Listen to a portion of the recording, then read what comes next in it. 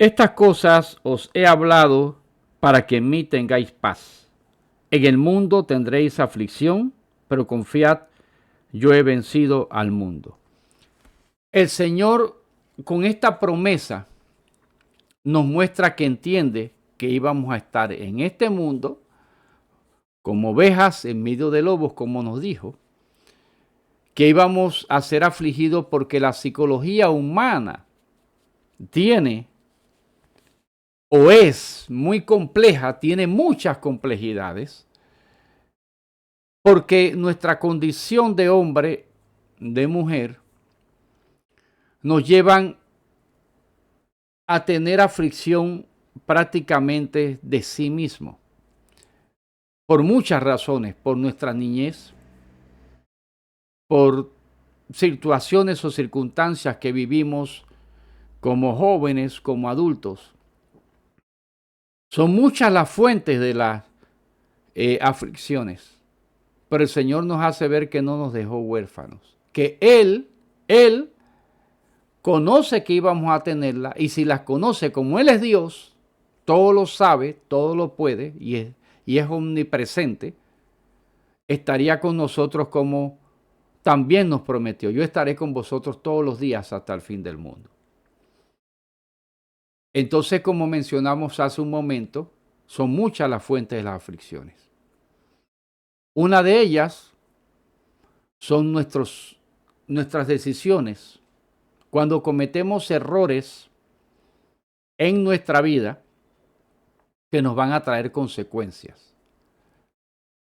Cuando mantenemos una conducta que nos pudo haber sido enseñada muy mal desde nuestra niñez y nos va a traer consecuencias a nuestra vida adulta. Las aflicciones pueden ser emocionales. También hay una fuente de aflicción, es las enfermedades. Otra fuente de la aflicción es cuando sufrimos por una tercera persona, por un ser amado. Y también cuando terceras personas nos causan la aflicción. También las circunstancias o la condición del mundo nos va a causar la aflicción. Eso también incluye nuestro propio pecado. En algunas ocasiones la aflicción son solamente pensamientos de nosotros, que quizá puede ser, por eso engañoso el corazón más que todas las cosas, pensamientos que pueden llevarnos a afligirnos por situaciones que no han sucedido, situaciones que no van a suceder, que nos plantean cuando estamos con personas pesimistas,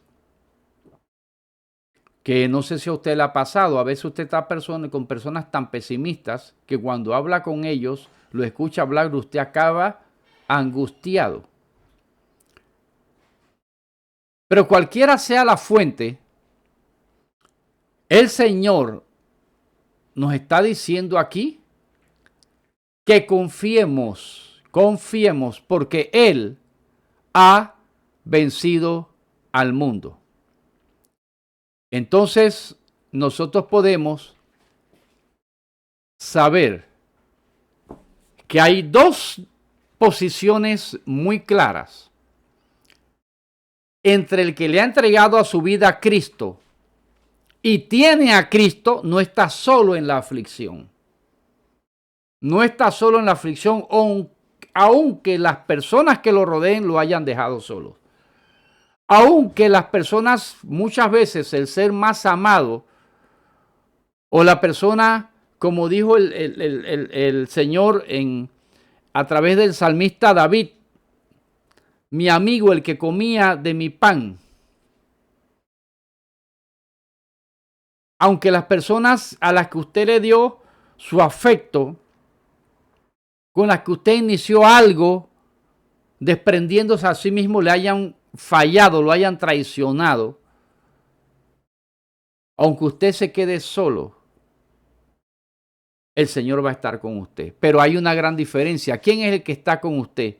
Ya sea que usted tenga personas, amigos al lado, porque muchas veces el amigo, dice la palabra, que es más con un hermano, aunque usted tenga a su cónyuge al lado, a su hijo o a su padre en el momento de la aflicción, recuerde que todos tenemos límites y todos tenemos falencias, pero el Señor que lo dijo, el Señor Jesús no tiene límites, es todopoderoso, todo lo sabe y nada escapa de su conocimiento, por ende.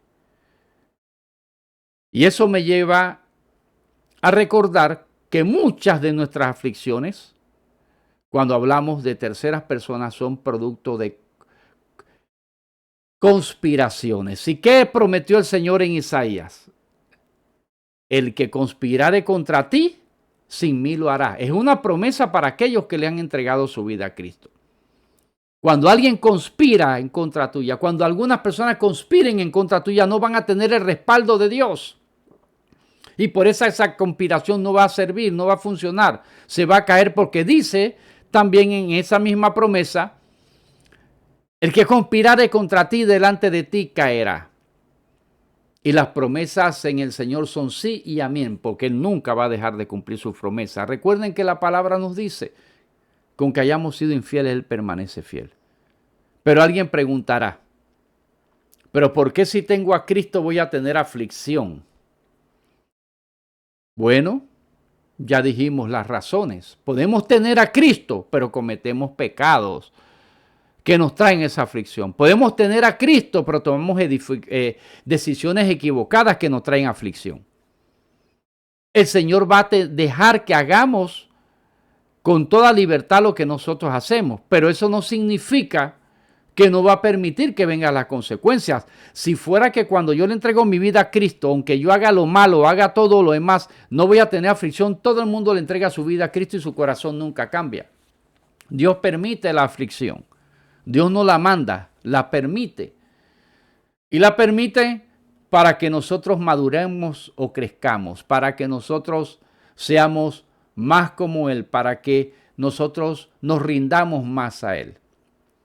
Cuando usted envía a su hijo al colegio, o todos los jóvenes que me escuchan que no tienen hijos, o algunos niños que también escuchan que no tienen hijos, usted como padre no le puede hacer sus deberes, no puede estudiar por él, no puede hacerles las tareas, no puede asistir al colegio por él. Él tiene que hacerlo por sí mismo. Él tiene que hacer su esfuerzo. Él tiene que superarse a las debilidades. Él tiene que enfrentar muchas veces situaciones difíciles con de diferentes compañeros. Situaciones muy hermosas, muy bellas con buenos compañeros. Hoy se da mucho el bullying y eso causa aflicción en los niños. Pero es muy diferente un niño que le ha entregado su vida a Cristo y a otro que no. Porque lo sabemos, no vamos a mencionar casos, pero sabemos de un jovencito que le había entregado su vida a Cristo a los 12 años y pasó una crisis. No de bullying, porque él decía, yo no les tengo miedo a ninguno. Y esa seguridad se la daba a Dios. Pero sí porque querían que él aprobara cosas que no eran correctas para él. Y sabe que ese joven, como tenía a Cristo, ese niño de 12 años, como tenía a Cristo, dijo, yo no tengo por qué hacer lo que ellos hacen. Yo seguiré solo y en paz. Y no me pueden obligar a hacer nada. Esa seguridad, pero fue afligido, fuertemente afligido, pero esa seguridad se la da el Señor. El Señor estaba con él. Así nosotros vamos a enfrentar diferentes aflicciones. Pero la diferencia es que la aflicción no enfrentaremos solos. El Señor estará con nosotros. Y ya nos los anunció que Él va a estar con nosotros y nos dijo, yo he vencido al mundo. Es decir, que la aflicción por la que tú estás pasando va a pasar, y valga la redundancia, va a terminar. Y va a terminar en la medida en que nosotros tengamos una buena actitud. La primera, no quejarme de la aflicción y no culpar a Dios. La segunda, La tercera, si quieres llevarlo en ese orden, la tercera es que yo debo ir a Dios en oración y a su palabra. Es lo que me va a dar el ánimo emocional. Porque la aflicción puede venir por una razón física o por una razón económica, pero siempre va a convertirse emocional. La aflicción es emocional, no es física ni económica. La fuente puede ser física o económica, sentimental también. Pero la palabra me va a llenar. El Espíritu Santo me va a llenar. El Señor dice, gozaos, os digo otra vez, gozaos. Lo dijo Pablo. Pablo dijo en Filipenses que en nada estemos afanosos, sino que sean conocidas nuestras peticiones delante de Cristo Jesús. Y la paz de Dios, que sobrepasa todo entendimiento, guardará nuestro corazón y nuestro pensamiento en Cristo. Eso confirma que el Señor dijo que tendremos aflicciones, pero que confiemos que Él vence al mundo, y nos lo repite a través del Espíritu Santo por el apóstol Pablo. También lo hace a través del apóstol Pedro, porque dice, echad toda vuestra ansiedad sobre Él, porque Él tiene cuidado de nosotros, allá en la primera epístola, capítulo 5. Entonces, a través de la Escritura vamos a encontrar consuelo en nuestra aflicción. En la oración vamos a encontrar consuelo en nuestra aflicción y la capacidad con ellas juntas en nosotros para poder pasar el tiempo de eso y poder tener gozo en medio de la aflicción. El Señor conoce nuestra condición psicológica. Como dije hace un momento, muchas de esas aflicciones vienen de la niñez. Pero el Señor, ese caso que ya sucedió, Dios quiere sanarlo. Y que tú vivas como si nunca hubiera sucedido. Otra cosa es situaciones que van a surgir, que surgen y van a surgir. Entonces, en esos momentos tenemos que estar preparados. Si no estás pasando por una aflicción, tienes que estar preparado ahora en oración, lleno de la palabra, para cuando venga el momento, tú estás fuerte y puedas sobrepasar, sobrellevar, puedas salir victorioso en esa prueba. Lo cierto es de que cualquier manera puedes estar seguro que en esa aflicción por la que tú estás pasando, el Señor está contigo. Y quizá no lo sientas. ¿Por qué no lo vas a sentir? Porque es posible que estás tan inmerso pensando en la situación, pensando en el problema, que te olvidas de que Dios está contigo. Sientes tanto la aflicción que no sientes a Dios que está contigo. Quizá en esa aflicción acudes a amigos, a otras personas, y no acudes a la palabra. Eso va a hacer que la aflicción sea mayor, más grande y te debilite, te cause angustias, te cause enfermedades, no te alimentas bien, no duermes bien, no disfrutas las cosas que Dios te ha dado por disfrutar. Porque a veces la aflicción no escapa de nosotros. ¿Por qué? Porque a veces por una tercera persona. Gente que nos paga mal. Enemigos. A veces son hijos o padres que afligen a sus hijos con su conducta. A veces es un hermano. A veces son las circunstancias. A veces son compañeros de trabajo malsanos que conspiran, y ya dijimos anteriormente que esas conspiraciones no van a prevalecer. Sino que si quizá Dios te saque de ese trabajo para algo mejor y te saque en abundancia. En todas las condiciones que sea, la ruta es, tengo que buscar a Dios en oración, dándole gracias porque está conmigo, dándole gracias porque está conmigo.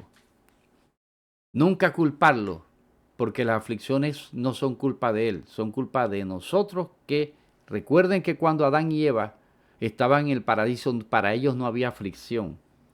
Dice que todo era bueno. ¿Cuándo entró la aflicción a Adán y Eva? cuando pecaron. La aflicción es responsabilidad nuestra.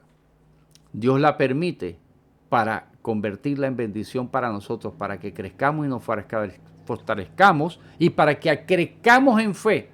Pues cada vez que usted pasa una aflicción, usted va a crecer en fe. Recuerde todas las cosas de las que Dios lo ha librado. Recuerde todo de lo que Dios lo ha librado. Entonces, nosotros necesitamos es a Dios más que a terceras personas.